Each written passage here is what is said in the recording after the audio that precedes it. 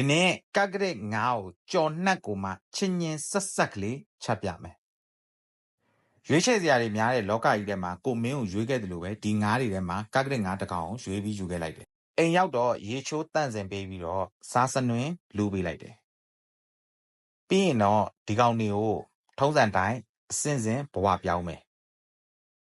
ဒီလိုလေးလှီးမယ်ပြီးွားရင်ကျွန်တော်တို့ simplest နဲ့ထုံးစံတိုင်းကြိတ်မယ်ကဲအခုစပြီးတော့ငါ့ကိုအရင်စကြော်မယ်စီကိုများများလေးထည့်မယ်ဟိုရန်ဒီရန်လှုပ်မယ်ပြီးွားရင်ငါ့ကိုတဒုံချင်းစပြီးတော့ထည့်မယ်ဒါပထမတစ်တုပ်ငါးကြော်တဲ့နေရာမှာအဓိကစိတ်ရှည်ဖို့လိုတယ်မီးအေးအေးလေးနဲ့အချိန်ပေးပြီးတော့ကြော်ရမယ်လှန်တဲ့အခါတွေမှာလည်းအမှုပညာစံစမ်းလှန်ပေးရမယ်တဆင့်ချင်းစီရောင်နေပြောင်းလာတဲ့ဒီစောင့်ပေးရမယ်ဒုတိယတစ်တုပ်ကိုလည်းဒီတိုင်းပဲကြော်မယ်ကဲအခုငါးကြော်လို့ပြီးသွားပြီကြော်ပြီးသားစီတွေကိုမတော်မဲနဲ့စကားနဲ့စစ်ပြီးပြန်သုံးမယ်အိုးတဲ့စီကိုလိုတလောက်လေးပြန်ထည့်မယ်စနွေးမုတ်ထည့်မယ်နည်းနည်းမှွေပေးပြီးတော့ခုနကကြိတ်ထားတဲ့ကြက်သွန်တွေကိုထည့်မယ်တေချာသမအောင်မှွေမယ်ငရုတ်သီးမှုတ်ထည့်မယ်ပြီးွားရင်ငရုတ်သီးအကျန်းဘတ်မှုတ်ကိုထည့်မယ်ပြီးရင်တေချာသမအောင်မှွေမယ်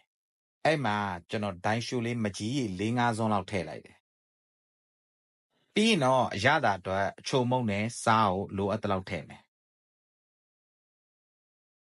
ရေလေးပပလေးထည့်ပေးပြီးတော့အိုးမကတ်သွားအောင်တေချာမှွေပေးမယ်ခုနောက်ဆုံးကြော်ထားတဲ့ငါးတွေကိုထည့်မယ်ဂယုတစိုက်လေးတေချာလေးသမအောင်မှွေပေးမယ်ပြီးရင်တော့စားလို့ရပါပြီအရန်ကောင်းပါတယ်လှုပ်ရှားကြည့်ပါ